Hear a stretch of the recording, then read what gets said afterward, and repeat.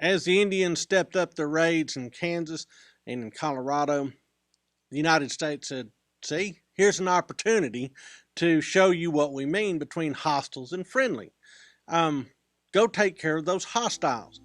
And actually, it's General Philip Sheridan, who's in charge of the Department of the Missouri, that gets this task. He orders a winter campaign against the Indians, figuring that if he can catch them out on the plains in the middle of the winter and hit them hard, destroy their lodges, drive off their horses, that they will suffer and maybe even freeze to death and take care of the whole issue. So he launches a multi-pronged campaign. Some troops coming in from Fort Bascom on the New Mexico-Texas border. Also troops coming in from Fort Lyon in southeastern Colorado. Other troops coming in from Kansas. And they will all converge on the Cheyenne and Arapaho reservation area of Western Indian Territory, find those hostile elements and chastise them, essentially destroying their will and their ability to ever go renegade again. All of this comes to a great crescendo on November 27, 1868, at the Battle of the Washita in the Indian Territory. A maneuver element under the command of Lieutenant Colonel George Armstrong Custer locates a number of Indian villages along the banks of that river. Comes around to the north, scouts it, and orders a headlong charge into the westernmost of these camps. The problem is he was not particularly discriminating about who he was hitting, and the first camp that he overran was the camp of Black Kettle, a peaceful, friendly inclined Southern Cheyenne. Black Kettle had actually gathered together all the non-combatants, the old, the young, the women, and was actually watching over them and trying to make a distinction between them and the more warlike bands that were downstream. Custer, of course, hits the peaceful Indians, shoots them up, massacres them, and then starts working his way down river. As he goes down the river, the alarm spreads down the river ahead of him. More and more Indian warriors are showing up, and they're well armed. And pretty soon, Custer finds himself in over his head. He dispatches a major under his command, Elliott, to go and see if they can locate some hostile Comanches, and then, without waiting for Elliott to return, abandons the attack and retreats. Elliott's guys are surrounded and annihilated. It kind of gives you an idea what sort of guy Custer was.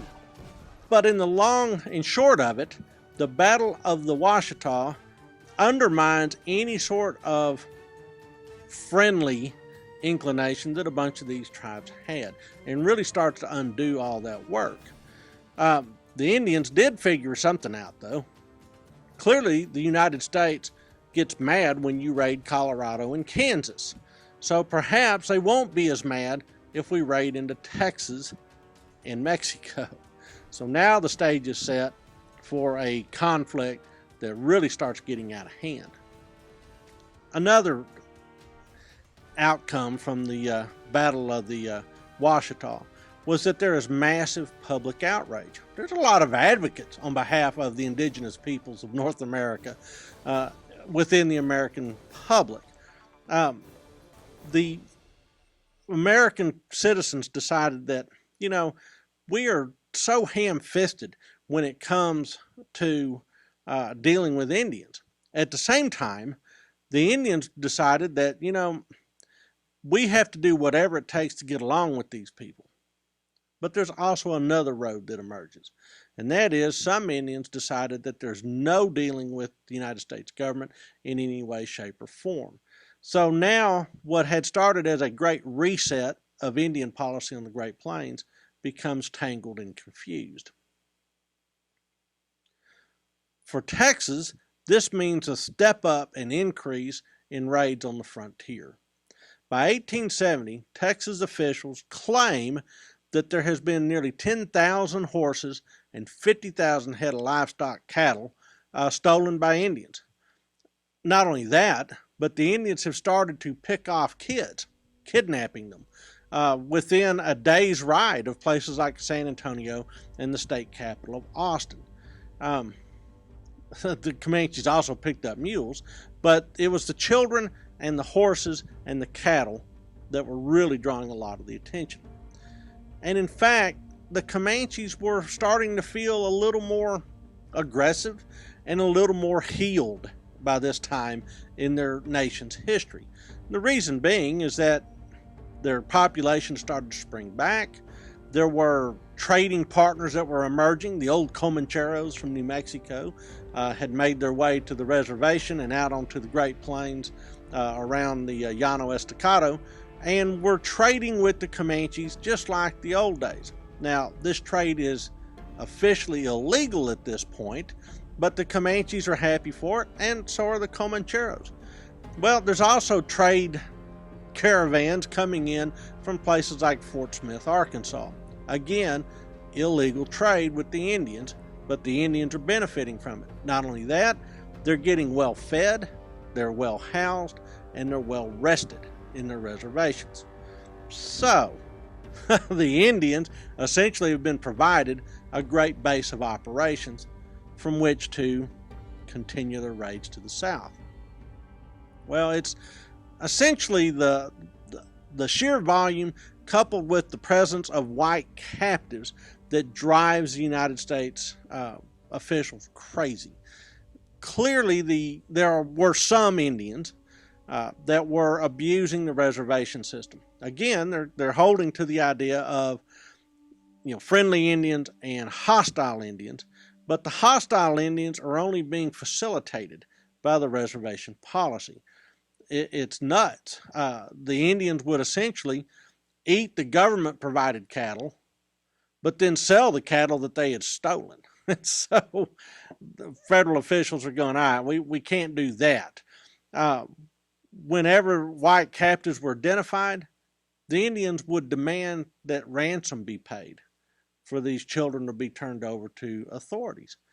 Finally, General of the Army, William Tecumseh Sherman, says, look, since they're going to ransom these children, it would be better just to obliterate all the Indians than put up with this captive trade.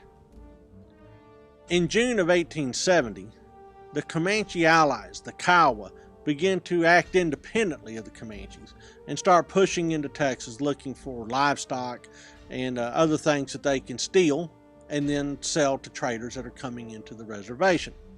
Kicking Bird leads a band of young men, fewer than 200, essentially on a raid or a tour of the northwest Texas frontier, but admonishes them to not kill anybody, don't do anything that will bring out the authorities. Well, some of these kids end up killing a few whites near Jacksboro, and then it is all bets are off. The United States military is alerted, and they send out a force in pursuit. This force, under Captain Kerwin B. McClellan, intercepts Kicking Bird's Indians on the Little Wichita River in June of 1870. And what the United States troops figured out pretty quickly was that the Indians were better armed with Spencer repeating rifles than the cavalry soldiers were with breech-loading sharps. And so, outgunned and outnumbered, the United States forces give ground and have to retreat in the face of this Kiowa threat. Well, this reverse of American military fortunes on the northwest Texas frontier comes to the attention of William Tecumseh Sherman, and he says, guess what? We're going to make some changes.